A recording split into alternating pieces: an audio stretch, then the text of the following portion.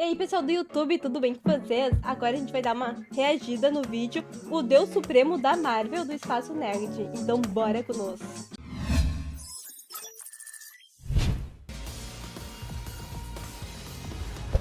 O ser mais poderoso de toda a Marvel e dos quadrinhos, né, no geral, o verdadeiro criador da Casa das Ideias e o ser vivo ou morto, não sei como que você vai interpretar ele, o ser mais insano e poderoso da Marvel. Esses são só alguns rótulos que podemos dar àquele que está acima de todos. Um ser que é tão misterioso quanto poderoso. Muitas pessoas têm certeza que acha que sabe tudo o que tem para saber sobre o The Unabomber. Desde que começaram a falar dos quadrinhos no YouTube, né, existem muitos vídeos aí sobre ele. Porém, The Unabomber tem sido mais trabalhado nos últimos anos, né, nos últimos quadrinhos aí, permanecendo misterioso, mas com mais aparições do que o normal. E hoje você vai saber tudo que tem sobre ele, tudo que já foi mostrado sobre ele. Primeiro, é necessário dizer, né, que o personagem não tem necessariamente uma origem. Isso porque tudo se originou a partir dele. É tipo você pegar, por exemplo, o Deus aqui da vida real, o Deus cristão, e falar que ele tem uma origem. Não tem. Ele que criou tudo, ele que criou as origens das coisas. Ele mesmo não tem uma origem, entendeu? Se ele tivesse uma origem, ele não seria Deus. E também tem os lados filosóficos, né, que dizem que ele é a representação dos escritores, dos roteiristas, de tudo que existe fora do mundo ali dos quadrinhos. Ele é a representação da existência de tudo isso também. O ponto mais antigo que sabemos dele...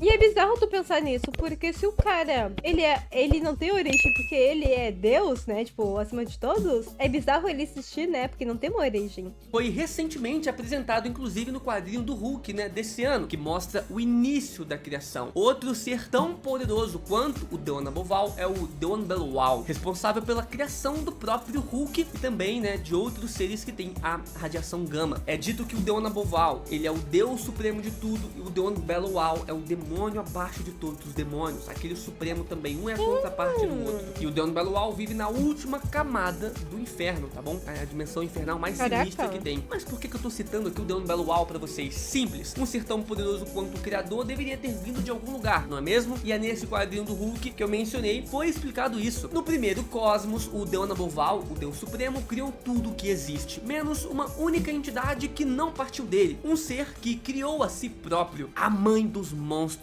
Ele se escondeu da onisciência do criador, habitando ali na Terra, onde teve um filho, o Dru, que inclusive só apareceu para levar um sacode do Hulk. Mas tudo bem, vamos seguindo aqui com o vídeo. A sua função seria lutar e destronar o The Unabomber, mas o criador ficou sabendo do que estava ocorrendo, né, e sentiu a raiva pela primeira vez na existência. Um ser de puro amor conheceu o ódio, tá bom? Tô falando no universo da Marvel. Ele não só derrotou o Dru, como também o cegou, desmembrou e o jogou na Terra para sofrer. E foi dessa chama verde da fúria que queimava no The Unabomber que surgiu a sua contraparte raivosa com ódio, o The Unbelievable. Inclusive, as pinturas, né, que retratam esses acontecimentos nos primórdios do universo pintam os olhos do The Unabomber de verde, dando a entender que ele realmente é o próprio The Unbelievable. É por isso que o The Unbelievable se intitula como o Hulk de Deus, o Hulk do The Unabomber. E o The Unabomber permitiu a sua existência para criar um equilíbrio cósmico, já que tem um deus do bem, tem que ter um deus do mal, né, o demôniozão supremo. O equilíbrio, o Yin e o Yang, bem e o mal, né. A partir daí, até onde sabemos, o multiverso caminhou com as próprias pernas, entrando em um ciclo de morte e renascimento graças aos Celestiais. Mas não sabemos ali do restante da sua participação na criação, né? A gente não sabe como que o The Unabomber ficava interferindo ali muito nas coisas. A gente sabe que ele criou tudo. Na verdade, ele criou as entidades, que as entidades saíram criando tudo, né? Aliás, a criação do universo é completamente bem confusa na Marvel, já que não se sabe ao certo as posições de cada entidade na criação. Sabemos que os Celestiais trazem a luz e a vida para cada novo cosmos que é criado, mas em nenhum deles a Nêmesis, né, a criadora das Joias do Infinito, mostrou estar sozinha no universo. Mas bem, voltando aqui para o que interessa, com o início do universo surgiram então as entidades abstratas, como por exemplo a Eternidade, Infinito e Tribunal Vivo, estando eles no topo da hierarquia, todos se curvando para o The Unabomber. E falando em se curvar, né, nos Celestiais dentro desse grupo, existe uma entidade que muitos teorizam ser o avatar do The Unabomber, no caso o Fulcrum. Não se sabe ao certo qual a função do Fulcrum, né, e qual o seu real nível de poder. Na verdade, ele mesmo apareceu menos vezes do que o próprio Deona Boval. Ele apareceu sendo dono de um bar onde a consciência dos Eternos vão quando morrem, antes de retornarem para o novo corpo. Até aí tudo bem, né? A confusão gerada pelo personagem é que os Celestiais e os Vigias também obedecem sem questionar as vontades do Fulcrum, inclusive também se curvam a ele. E aí que muitos falam que o Deona Boval, ele pode criar um avatar, né? Um avatar menor, chamado de Fulcrum, para interagir com outros seres e outras entidades. Então pode ser que o Fulcrum seja sim o próprio Deona Boval ou uma parte dele. Afinal, não faria muito sentido essas outras entidades poderosíssimas ficar se curvando para ele também. Fulcrum também é dito como a representação do próprio Jack Kirby, a lenda dos quadrinhos dentro da Marvel, criador dos Eternos e dos Celestiais. Por isso, ele é tido como um dos avatares do criador. E não foi apenas dessa vez que o Jack Kirby apareceu nas histórias em quadrinhos. Quando Reed Richards foi até o paraíso, né, o céu, ele se encontrou diretamente com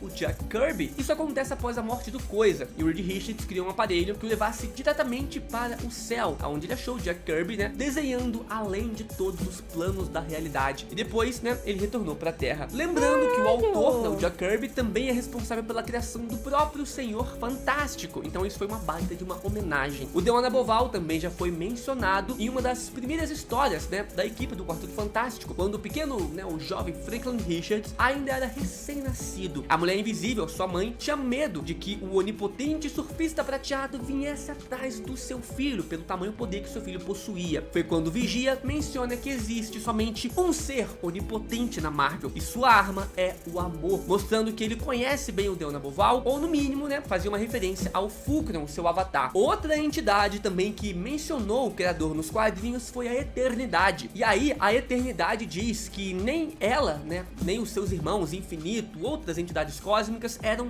deuses, pois Deus governa todas as realidades e está acima da Eternidade e dos seus irmãos, né, fazendo uma referência novamente ao Deona Boval. Inclusive a sua irmã, a entidade Morte, também confirma isso através do seu Poço da Onisciência, que descreveu o Tribunal Vivo como o representante daquele que está acima de tudo. Inclusive, né, para quem não sabe, Deona Boval, aquele acima de todos. Lembrando também que hierarquicamente a Morte reconhece o Tribunal Vivo, estando inclusive acima dela. Mas eu mencionei no início do vídeo que o personagem, né, o Deona Boval, vira e mexe aparece.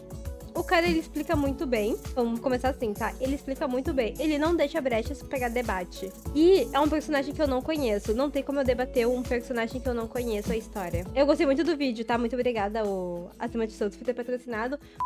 Em sua forma física. Pois é, cara, isso já aconteceu algumas vezes. Uma das mais lembradas foi quando o Adam Warlock absorveu os poderes das entidades e destruiu tudo o que existia, menos ele e o próprio Thanos. Os dois não faziam ideia do que fazer, e o Thanos fez o Adam Warlock chamar o Deona Boval. Os três então fizeram uma reunião e selaram um acordo, onde o criador iria refazer tudo, e o Adam Warlock iria substituir o Tribunal Vivo anterior morto, naquela ocasião, pelos Beyonders invasores. Falando nos Beyonders, cara, recentemente o grupo, né, de defensores se encontraram com os verdadeiros Beyonders, e logo após também se encontraram com o próprio Deona Boval. Eles estavam em uma missão da Eternidade, essa entidade cósmica, e passaram por diversos reinos cósmicos, se encontrando também com os seres mais fortes do universo. Foram até a dimensão dos Beyonders, que geram ali a narrativa das histórias da Marvel. Na dimensão acima deles, que é a Sala Quente Branca, lar da verdadeira Força Fênix, né, até chegarem na Casa das Ideias, que coordena e manda tudo na Marvel. Esse é o núcleo de toda a realidade, berço de tudo que foi, tudo que é, tudo que ainda vai ser, lar, inclusive, do Deona Boval. Nesse local as histórias ganham vida, e quando o Visão entrou e conseguiu o seu poder, ele nesse momento manipulava a própria HQ, manipulava os quadrinhos à vontade, um nível quase que nunca visto antes de alteração de realidade nos quadrinhos da Marvel. Lá dentro, cara, da Casa das Ideias, os defensores foram capazes de conversar com a entidade, que até mesmo revelou o que iria acontecer com eles no futuro. Questionaram se não existia algo além do próprio Deona Boval. Mas ele seria, tipo, um tempo não linear? Ele conseguiria ver tudo que vai acontecer? Porque ele é o deus de tudo? Tipo, ele tem um controle geral, né? Então seria o tempo não linear também.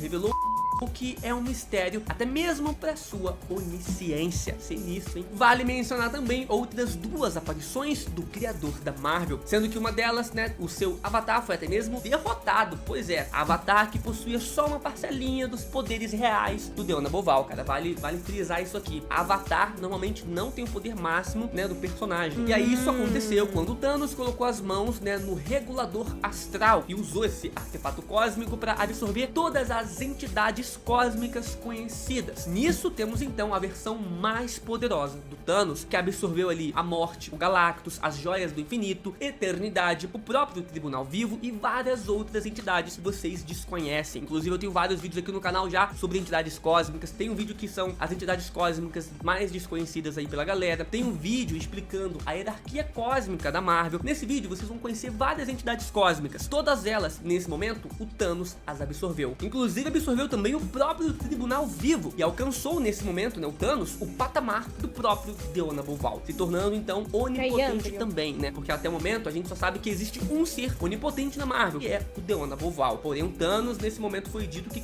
chegou nesse nível. Contra todas as expectativas, o Thanos consegue absorver também o Deon Aboval e se torna tudo, cada célula, cada pessoa, cada deus. Mas com um pouco de viagem no tempo e roteiro, alguns personagens foram capazes de impedir que isso ocorresse no futuro. A outra ocasião também, que por muito tempo foi a mais icônica do Deon Aboval, e talvez ainda seja, foi quando ele se encontrou com o próprio amigão da vizinhança, com o Homem-Aranha. Isso aconteceu quando Peter Parker acreditava que a Tia May iria morrer e estava prestes a desistir do heroísmo de ser o Homem-Aranha, até que o Deon Aboval mostra pro Peter Parker quantas pessoas e famílias foram salvas pelas suas ações. Aqui ele agiu como um verdadeiro deus. Quanto aos seus poderes, é bem óbvio, né, cara? Ele é onipotente, onipresente e onisciente. Como ele é a representação dos escritores e desenhistas, né, quem manda ali na Marvel, ele pode fazer tudo com um lápis e uma folha de papel, apagando e reconstruindo o multiverso como ele bem quiser. Cara, mas é bizarro, porque o cara, ele escreve, tipo, a história dele, tipo, a história da minha vida. Cada criação parte dos desenhistas e dos roteiristas, logo parte do Deon Aboval. E como um desenho não pode interferir com seus desenhistas, ele é intocável e insuperável. Inclusive eu acho que ele ainda é mais poderoso do que a sua contraparte na DC, que é o deus supremo da DC, a Presença. E tenho razões pra acreditar nisso, mas isso é papo pra um outro vídeo. Deon Aboval versus a Presença. Quem é mais insano? Rapaziada, se inscreve no canal pra você não perder esse próximo vídeo, que vai ser um duelo insano, hein? Deixa o like também e te espero aqui amanhã. Valeu! São os primeiros.